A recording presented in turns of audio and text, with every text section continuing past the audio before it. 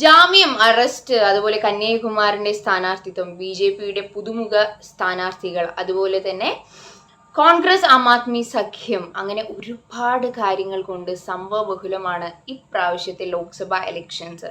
ഡൽഹി എന്ന് പറയുന്നത് May 25-നാണ് vote ചെയ്യാൻ വേണ്ടി പോകുന്നത്. സോ അതിനു മുമ്പ് നമുക്കൊന്ന് നോക്കാം ഇവിടെ ചർച്ചയാവുന്ന പ്രശ്നങ്ങൾ എന്താണ്, അല്ലെങ്കിൽ ഇപ്പോഴത്തെ ഹോട്ട് ടോപ്പിക്സ് എന്താണ്, ഗ്രൗണ്ട് റിയാലിറ്റി എന്താണ്, ആളുകൾ എങ്ങനെ ചിന്തിക്കും, താഴെ തട്ടിലുള്ള ആളുകളിലേക്ക് എത്തിച്ചേരുന്നുണ്ടോ. കാരണം ഡൽഹിയുടെ ഒരു സ്ഥിതി വികാസം നോക്കുകയാണെങ്കിൽ ഏറ്റവും കൂടുതൽ മിഡിൽ ക്ലാസ് വളരെ കുറവാണ് ഇവിടെ. ലോവർ മിഡിൽ ക്ലാസ് ആണ്, മൈഗ്രൻ്റ് വർക്കേഴ്സ് ആണ്, അതും ബീഹാറിൽ നിന്നും UP-യിൽ നിന്നുമുള്ള ആളുകളാണ്. സോ ഇവരെങ്ങനെ ചിന്തിക്കും എന്നുള്ളതാണ്. അതുപോലെ തന്നെ മൈനോറിറ്റി വോട്ട് ഷെയർസ് വളരെ ഇമ്പോർട്ടൻ്റ് ആണ്. ഹിന്ദു വോട്ട്സ് ഉണ്ട്, മൈഗ്രൻ്റ് വർക്കേഴ്സ് ഉണ്ട്. അപ്പോൾ ഇവരൊക്കെ എങ്ങനെ ചിന്തിക്കും, എന്തായിരിക്കും ഇവിടുത്തെ അവസ്ഥ എന്നുള്ളതിൻ്റെ ഒരു ചെറിയ ചർച്ചയാണ്. സോ തുടക്കം എന്ന് പറയുന്നത് എന്തായിരുന്നു ഇവിടെ മുൻഫലങ്ങൾ എന്നുള്ളതാണ്. 2014 ലോക്സഭ ഇലക്ഷൻസ് നടന്നപ്പോൾ വളരെ അധികം BJPക്ക് കൂടുതൽ സീറ്റുകൾ കിട്ടിയിരുന്നതാണ്. തൊട്ട് അപ്പുറത്തെ വർഷം 2015 ഇവിടുത്തെ സ്റ്റേറ്റ് അസംബ്ലി ഇലക്ഷൻസ് നടന്നപ്പോൾ ആളുകൾ ആം ആദ്മിയുടെ ഒപ്പമായിരുന്നു. വളരെയധികം ഭൂരിപക്ഷത്തോടുകൂടി ആം ആദ്മി ജയിക്കുകയും ചെയ്തു. അത് കഴിഞ്ഞ് 2019 വീണ്ടും ലോക്സഭ ഇലക്ഷൻസ് വന്നപ്പോൾ വീണ്ടും BJPക്ക് ആയിരുന്നു വളരെ മുൻതൂക്കമായിരുന്നത്. അത് കഴിഞ്ഞ് 2020 തൊട്ടടുത്ത വർഷം സ്റ്റേറ്റ് അസംബ്ലി ഇലക്ഷൻസ് വന്നപ്പോൾ എഗെയിൻ ആം ആദ്മി ആയിരുന്നു. അന്ന് 62 മൊത്തം 70 സീറ്റുകളായിരുന്നു, സ്റ്റേറ്റ് അസംബ്ലി സീറ്റുകളായിരുന്നു. അതിൽ 62 എണ്ണം ആം ആദ്മിക്കും അതുപോലെ തന്നെ 8 എണ്ണമാണ് BJPക്ക് കിട്ടിയത്. സോ നമ്മൾ ആ ഒരു പാറ്റേൺ നോക്കുകയാണെങ്കിൽ തുടരെ ആം ആദ്മിയെയും BJPയെയും സപ്പോർട്ട് ചെയ്യുന്ന ആളുകളാണ് ഇവിടെയുള്ളത്. അങ്ങനെ നോക്കുമ്പോൾ ഈ വർഷം നമ്മൾ ചർച്ച ചെയ്യുന്ന ടോപ്പിക്സും എങ്ങനെ ജനങ്ങളിലേക്ക് എത്തി. മുന്നത്തെ പ്രാവശ്യങ്ങളിലൊക്കെ ഒരു മോദി ഫാക്ടർ ഉണ്ടായിരുന്നു. മോദി എന്ന് പറയുന്ന ഒരു വ്യക്തിയെ ആയിരുന്നു ആളുകൾ വോട്ട് ചെയ്തിരുന്നത്. അപ്പോൾ നമ്മൾ ആ ഒരു പാറ്റേൺ നോക്കിക്കഴിഞ്ഞു കഴിഞ്ഞാൽ സെൻറ്ററിൽ ആളുകൾ ഒരു സുസ്ഥിരനായ അല്ലെങ്കിൽ ശക്തനായ ഒരു നേതാവ് എന്ന് പറഞ്ഞ് ഉള്ള ഒരു ആളെയാണ് ചൂസ് ചെയ്തിരുന്നത്. പക്ഷേ സ്റ്റേറ്റിലേക്ക് വരുമ്പോൾ അവർ വെൽഫെയേഴ്സിനാണ് അല്ലേ. കാരണം ആം ആദ്മി എന്ന് പറയുന്നത് ഏറ്റവും കൂടുതൽ ആളുകൾക്ക് ഇടയിലേക്ക് ഇറങ്ങിച്ചെല്ലുന്നത് അവരുടെ വിദ്യാഭ്യാസം, അതുപോലെ ഹെൽത്ത്, അവരുടെ ഫ്രീ ബസ് സർവീസ്, അതുപോലെ തന്നെ ഡ്രിങ്കിങ് വാട്ടർ, ഇലക്ട്രിസിറ്റി മുതലായവയിലാണ്. ഇപ്പോൾ ഇലക്ട്രിസിറ്റി എന്ന് പറയുന്നത് ആദ്യത്തെ 200 യൂണിറ്റ് ഫ്രീ ആണ്, വാട്ടർ ഫ്രീ ആണ്. അതുപോലെ ബസ് പറയുകയാണെങ്കിൽ സ്ത്രീകൾക്ക് ഇവിടെ സൗജന്യമാണ്, ഇറസ്പെക്റ്റീവ് ഓഫ് ദ സ്റ്റേറ്റ്. അതും കൂടി പറയണം. കാരണം മറ്റുള്ളതിൽ ഇപ്പോൾ നമ്മൾ കർണാടകയിലൊക്കെ പോയി കഴിഞ്ഞാൽ കർണാടകയിൽ മാത്രമുള്ള യുവതികൾക്കാണ് അവരുടെ ഒരു പ്രത്യേക ആധാർ കാർഡ് ഉണ്ട്, അവർക്ക് മാത്രമാണ് ഫ്രീ. പക്ഷെ ഡൽഹിയിൽ അങ്ങനെയല്ല, ഏത് സ്ത്രീകൾക്കും ഫ്രീ ആണ്. അതുപോലെ തന്നെ ഒരുപാട് നല്ല സ്കൂളുകൾ നമ്മുടെ മുന്നിലേക്ക് കൊണ്ടുവരാൻ വേണ്ടിയിട്ട് ആം ആദ്മി സർക്കാരിന് സാധിച്ചിട്ടുണ്ട്.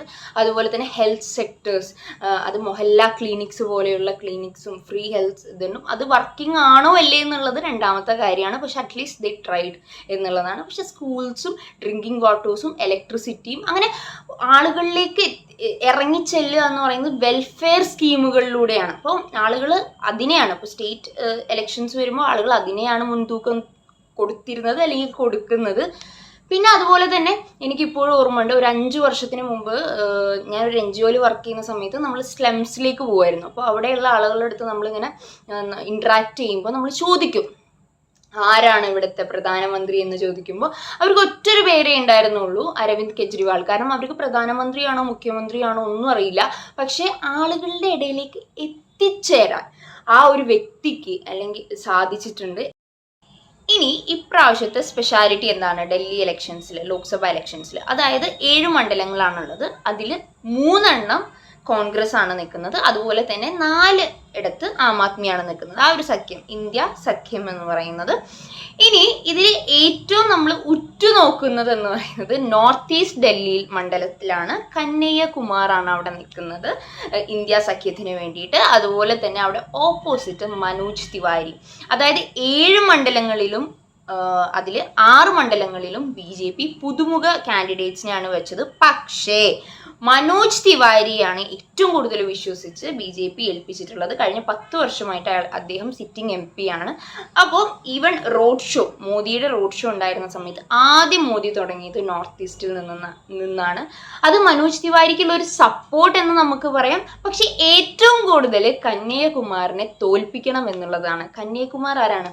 JNUവിലെ ഏറ്റവും കൂടുതലുള്ള ഒരു സമയത്ത് സിംഹം എന്ന് പറയാം. ഏറ്റവും കൂടുതൽ ആദർശങ്ങളും മറ്റുള്ള കാര്യങ്ങളും ഏറ്റവും കൂടുതൽ യാതനകളും അനുഭവിച്ചിട്ടുള്ള ഒരു വ്യക്തിയാണ്. എലക്ഷൻസും ജയിലും മറ്റുള്ള കാര്യങ്ങളുമായിട്ട്. അതുപോലെ തന്നെ ഇവിടെ നോക്കുകയാണെങ്കിൽ രണ്ടുപേരും ബീഹാറുകാരാണ്. അപ്പോൾ നോർത്ത് ഈസ്റ്റ് മണ്ഡലങ്ങളിൽ ഏറ്റവും കൂടുതൽ നമ്മൾ നോക്കുകയാണെങ്കിൽ മൈഗ്രൻ്റ് വർക്കേഴ്സ് ആണുള്ളത്.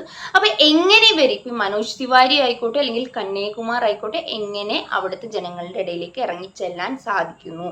അപ്പോൾ നമ്മളിപ്പോൾ കന്യാകുമാറിനെ പറ്റി പറയുകയാണെങ്കിൽ എഡ്യൂക്കേറ്റഡ് ആണ്, വോക്കലാണ്, നല്ലൊരു പ്രാസംഗികനാണ്.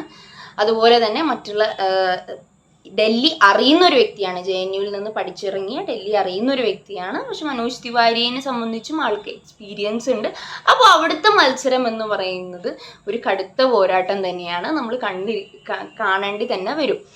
ഇനി ബാക്കിയുള്ള 6 മണ്ഡലങ്ങളിലെന്ന് വെച്ച് കഴിഞ്ഞാൽ കോൺഗ്രസിനെ സംബന്ധിച്ച് പറയുകയാണെങ്കിൽ കോൺഗ്രസിന് ഒരിക്കലും മുന്നത്തെ ഒരു സീറ്റും കിട്ടിയിട്ടില്ല. അപ്പോൾ ഇന്ത്യ സഖ്യത്തിൻ്റെ പേരിൽ കുറച്ച് സീറ്റുകൾ, അതായത് 3 സ്ഥലത്ത് കോൺഗ്രസ് നിൽക്കുന്നുണ്ട്. ഇതിലും കൂടി കോൺഗ്രസിന് വിജയിക്കാനായില്ലെങ്കിൽ ഒരു പക്ഷേ ഡൽഹിയിൽ നിന്ന് പൂർണ്ണമായി കുറച്ച് നാളത്തേക്ക് കോൺഗ്രസ് മാറ്റി നിർത്തപ്പെടും. ആം ആദ്മിയെ സംബന്ധിച്ചിടത്തോളം കെജ്രിവാളിൻ്റെ അറസ്റ്റ് വളരെ ഒരു ഫാക്ടറാണ്. അതായത് അഴിമതിക്കെതിരെയായിട്ടൊരു പാർട്ടി വന്നതാണ്. ആ പാർട്ടി തന്നെ അഴിമതിയുടെ പേരിൽ എലക്ഷൻ സമയത്ത് അറസ്റ്റ് ചെയ്യപ്പെടുകയും പക്ഷേ മുൻവിധികളെ ഒക്കെ മാറ്റിമറിച്ചുകൊണ്ട് സുപ്രീം കോടതി ഒരു നെസസിറ്റി എന്ന പേരിൽ, അതിന് ചില മാത്തമാറ്റിക്കൽ കാൽക്കുലേഷൻ സുപ്രീം കോടതി ആ ഓർഡറിൽ പറയുകയുണ്ടായി. അത് പ്രകാരം സുപ്രീം കോടതി മുൻകൈ എടുത്ത് ജാമ്യം കൊടുക്കുകയാണ്. ഈവൻ വിത്തൗട്ട് അപ്ലൈങ്, ജാമ്യത്തിന് വേണ്ടി അപ്ലൈ ചെയ്തിട്ടുണ്ടായില്ല, എന്നിട്ട് കൊടുക്കുകയാണ്. അപ്പോൾ ഈ ഒരു സമയത്ത് കെജ്രിവാൾ ഇറങ്ങുന്നു. പക്ഷേ ഇറങ്ങിയാൽ പോലും EDയുടെ വെല്ലുവിളി, അതുപോലെ തന്നെ മറ്റുള്ള കാര്യങ്ങൾ, അപ്പോൾ ഇതൊക്കെ ജനങ്ങൾ കാണുകയാണ്. അതായത് ഒരു നേതാവിനെ എത്രയൊക്കെ പറഞ്ഞാലും സിമ്പതി ഫാക്ടേഴ്സ് ഉണ്ടാവും. അതുപോലെ തന്നെ ആദർശങ്ങൾക്ക് മേലുള്ള ഒരു അടിയായിരിക്കാം. അപ്പോൾ ജനങ്ങൾ അതിനൊപ്പം നിൽക്കും, കാര്യങ്ങളുണ്ടാവും. അപ്പോൾ ഇതൊക്കെ ആം ആദ്മിയെ സംബന്ധിച്ചിടത്തോളം വളരെ നല്ലൊരു സമയമാണ്. ഇനി BJPയെ സംബന്ധിച്ച് ആദ്യത്തെ ഓരോ ഘട്ടങ്ങളും, ഓരോ തെരഞ്ഞെടുപ്പിൻ്റെ ഓരോ ഘട്ടങ്ങൾ കഴിയും തോറും 5ാമത്തെ ഘട്ടം എത്തുമ്പോൾ ആ ഒരു മോദി ഫാക്ടർ എന്ന് പറയുന്നത് മങ്ങിത്തുടങ്ങുന്നതായിട്ട്, ഈവൻ ഗോഡി മീഡിയ എന്ന് നമ്മൾ വിളിക്കുന്ന മീഡിയകൾ പോലും ഈ ഒരു മോദി ഫാക്ടർ കുറയുന്നു അല്ലെങ്കിൽ മോദി ഗവൺമെൻറ്റിനെ വിമർശിക്കുന്ന രീതിയിലേക്ക് മാറുന്നുണ്ട്. അത് വലിയൊരു തിരിച്ചടി തന്നെയാണ് BJP ഗവൺമെൻറ്റിന് ഉണ്ടാക്കുന്നത്. അതുപോലെ തന്നെ ഇപ്പോൾ അടുത്ത് ഫാർമേഴ്സ് പ്രൊട്ടസ്റ്റ് ഉണ്ടായിട്ടുണ്ടായിരുന്നു ഡൽഹിയിൽ. അത് ഡൽഹിയിലെ ജനങ്ങൾ കാണുകയാണ്. പക്ഷെ അവർ ഒരിക്കലും അതിൽ പോയി പങ്കെടുക്കുകയോ മറ്റുള്ള കാര്യങ്ങളും ഉണ്ടെന്ന് പറയില്ല. പക്ഷേ ഹരിയാനയിലെയും പഞ്ചാബിലെയും, അതായത് തൊട്ടടുത്ത് കിടക്കുന്ന സംസ്ഥാനങ്ങളിലെ ആളുകൾ വന്ന് ഇവിടെ ഒരു പ്രക്ഷോഭം ഗവൺമെൻറ്റിനെതിരെ, അതായത് കേന്ദ്ര സർക്കാരിനെതിരെ ഒരു പ്രക്ഷോഭം അവർ നേരിട്ട് കാണുകയാണ്. അപ്പോൾ ആ ഒരു ഇതും നല്ലവണ്ണം ഇതിനെ എഫക്റ്റ് ചെയ്യുന്നതായിട്ട് നമുക്ക് കാണാനായിട്ട് സാധിക്കും. അതുപോലെ G20 സമ്മിറ്റ് ഏറ്റവും കൂടുതൽ മോദി മുന്നോട്ട് വെച്ചൊരു ഇതാണ്. പക്ഷെ ആ സമയത്ത് ഡൽഹിയിൽ നടന്ന ബുൾഡോസർ ഇമ്പാക്ട്സ്, അതായത് എത്രയോ വീടുകളെ കുടിയിറക്കി, അതും ഇല്ലീഗലായിട്ട് അവരെ വീടില്ലാതെയും അതുപോലെ സ്ലംസിനെ കെട്ടിമറച്ചുകൊണ്ടുള്ള പിക്ചേഴ്സും ഒക്കെ ഒരുപാട് മീഡിയകളും കാര്യങ്ങളും നമുക്ക് മുന്നിൽ തുറന്നു വെക്കുകയുണ്ടായി. ഇത് തുറന്നു വെച്ചത് രാജ്യത്തെ മറ്റുള്ള ആളുകൾക്ക് വേണ്ടിയിട്ടാണെങ്കിൽ ഡൽഹിയിലെ ആളുകൾ അത് നേരിട്ട് കാണുകയാണ് ചെയ്തത്.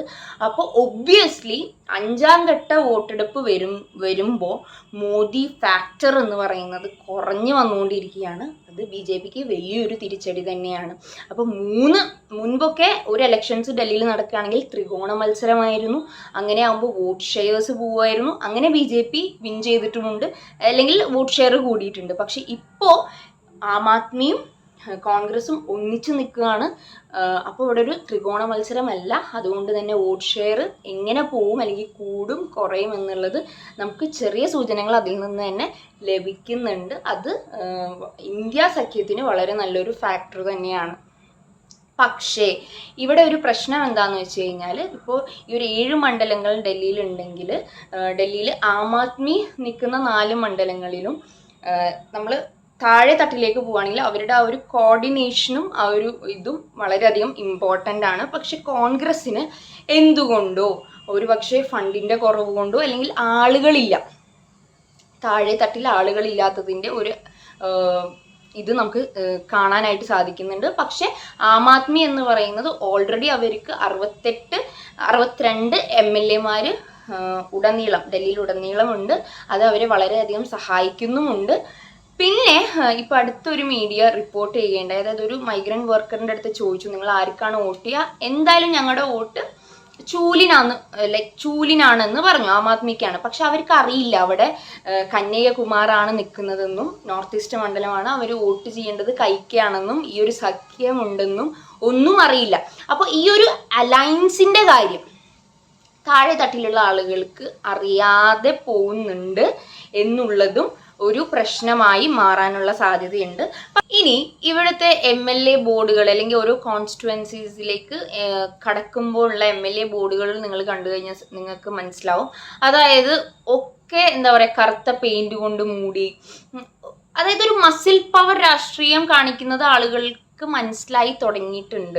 പിന്നെ അതുപോലെ തന്നെ കന്യാകുമാരിന് നേരെ ഉണ്ടായ ആക്രമണം, അതുപോലെ ഇപ്പോൾ ഈ ഒരു അറസ്റ്റ്, ഇതിൻ്റെ തുടർന്നുണ്ടായിട്ടുള്ള കാര്യങ്ങൾ, ഇതുപോലെ ഇപ്പം അടുത്ത് ആം ആദ്മിയുടെ ഒരു മാർച്ച് ഉണ്ടായിരുന്നു, അതിനെ അവരെങ്ങനെയാണ് നേരിട്ടതെന്നുള്ളത്, അതുപോലെ മെട്രോ മറ്റുള്ള കാര്യങ്ങളിൽ അരവിന്ദ് കെജ്രിവാൾ ഇവിടെ നിന്ന് പോകണം എന്നുള്ള രീതിയിലുള്ളൊരു വിദ്വേഷ രാഷ്ട്രീയം BJP മുന്നോട്ട് വെക്കുമ്പോൾ അത് ആളുകൾക്കിടയിൽ എത്രത്തോളം ആളുകൾക്കിടയിൽ ഒരു റിവേഴ്സ് ആക്ഷനാണ്. അതായത് അവർ BJP വിചാരിക്കുന്നതിൻ്റെ അപ്പുറമുള്ള ഒരു ആക്ഷനാണ് ഇവിടെ നടക്കുന്നത്.